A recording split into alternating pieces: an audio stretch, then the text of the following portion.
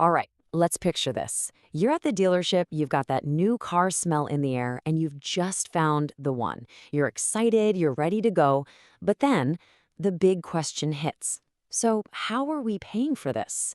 And believe it or not, this is where things get really complicated and honestly pretty controversial. So, today we're going to cut right through all that noise. And listen to this from the accountant whose analysis we're digging into today. What he found is that the options the dealerships push the hardest are often the worst for your bank account. So, our mission today is simple.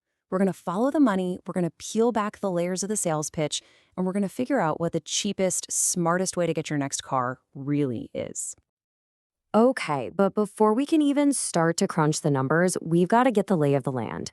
There are basically four main ways to get a new car, and trust me, understanding the difference is your first line of defense against getting ripped off. So let's meet the contenders. First up, we've got the most straightforward option of them all, buying it outright, paying with cash. It's simple, right? You pay the full price, they hand you the keys, and that's it. It's yours. No monthly payments, no interest, done deal. Next, you've got your traditional finance deal, which is often called a hire purchase. Now, this is probably what most people think of as a classic car loan. You put some money down for a deposit, and then you make monthly payments until you've paid off the rest of the car, plus, of course, the interest. And at the end of it all, you own the car. Then we have leasing, and this is where things get a little different. The key thing to get your head around here is that you are not paying to own the car. You're just paying for the right to use it.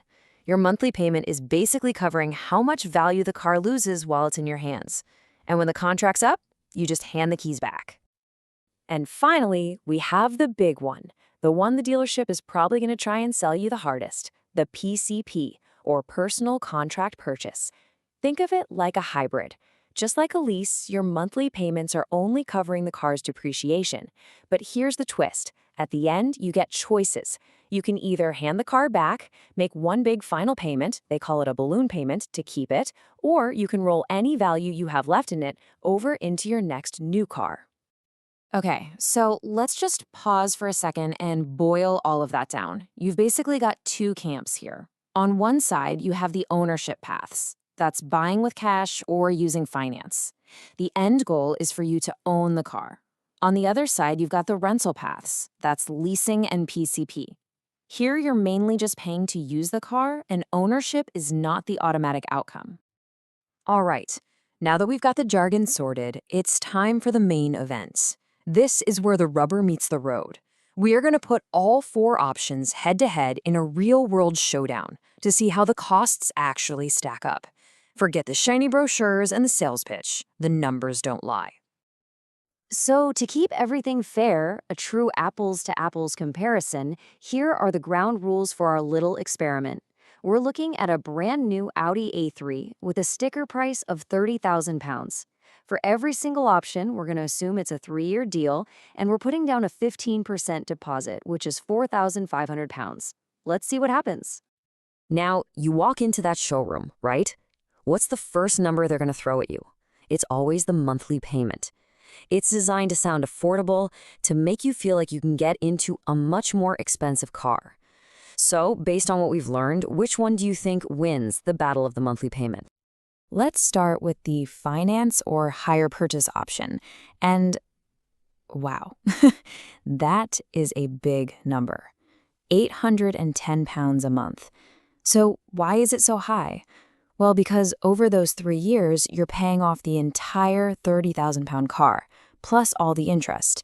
It's a huge hit to your monthly budget, but it gets you to full ownership. But now look at this, the PCP. The monthly payment gets sliced almost in half, down to £453. And that right there, that is the sales pitch. That's why it's so incredibly tempting. It gets you in the driver's seat of that premium car for what feels like a much more manageable cost. But remember, you're only paying for the depreciation. And the winner for the absolute lowest monthly payment is the lease, coming in at just £345 a month. This is the bare bones cost of just using the car and covering its drop in value.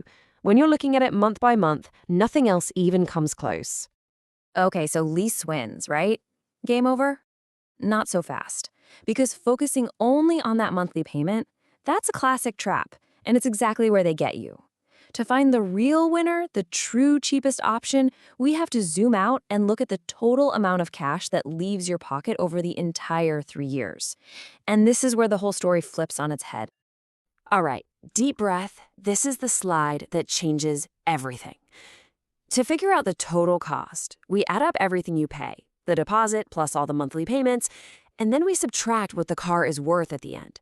So if you buy the car outright for 30 grand and sell it 3 years later for 16, your total cost is just the 14,000 pounds in depreciation. Now, look all the way at the bottom. The PCP, the one with that nice low monthly payment, if you just hand the keys back, it ends up costing you a whopping 21,000 pounds. That is a massive difference. And if those numbers weren't clear enough, just look at this chart. It's just so obvious. The PCP option, which looked so good on a monthly basis, ends up being by far the most expensive way to go if you don't buy the car at the end. That bar is just towering over the others. You're paying a 7,000 pound premium over just buying it outright. It's undeniable.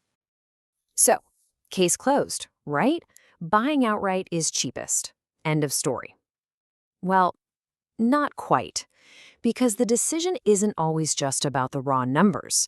We need to understand why the numbers are what they are, and we also have to think about some really important lifestyle factors that might actually make a more expensive option the right one for you. So why on earth would dealers push the most expensive options so hard? Well, this quote from our source says it all. It's because the PCP makes them the most money. It's designed to keep you on a hook. It creates this easy, frictionless cycle where at the end of your 3 years, you just roll straight into a brand new car with a new set of payments, and they keep you as a customer for life. Now let's talk about the good stuff, the perks of actually owning your car, whether you bought it with cash or finished your finance payments. You get these incredible freedoms. You can drive as many miles as you want without penalty. You can modify it, make it your own. You don't have to sweat every little scratch or ding. And maybe the best part? That amazing feeling when you make the last payment and it's just yours. No more monthly car bill. But on the flip side, the rental paths, your lease and your PCP, they come with a rule book. A pretty strict one, actually. You're always watching the odometer because of those mileage caps. You're constantly worried about getting charged for excess wear and tear. And of course, you are stuck in a never-ending cycle of payments. That bill never truly goes away. But there is one really big financial argument against paying with cash. It's a concept called opportunity cost. Think of it this way. That 30,000 pounds you used to buy the car is now tied up in something that is losing value every single day. It's not working for you. What if you had taken that money and invested it in the stock market instead? It's a critical question to ask. So, we've crunched all the numbers, we've weighed the freedoms of owning against the convenience of renting. But the accountant behind all this, he has one final curveball to throw at us, a final piece of advice that kind of turns this entire debate on its head. And here it is. The single best financial option might be to skip the new car showroom altogether. You see, a brand new car loses the biggest chunk of its value in its first couple of years. So by buying a car that's just 2 or 3 years old, you let the first owner take that massive financial hit for you. You get a car that's still almost new, but for a fraction of the cost. So there you have it.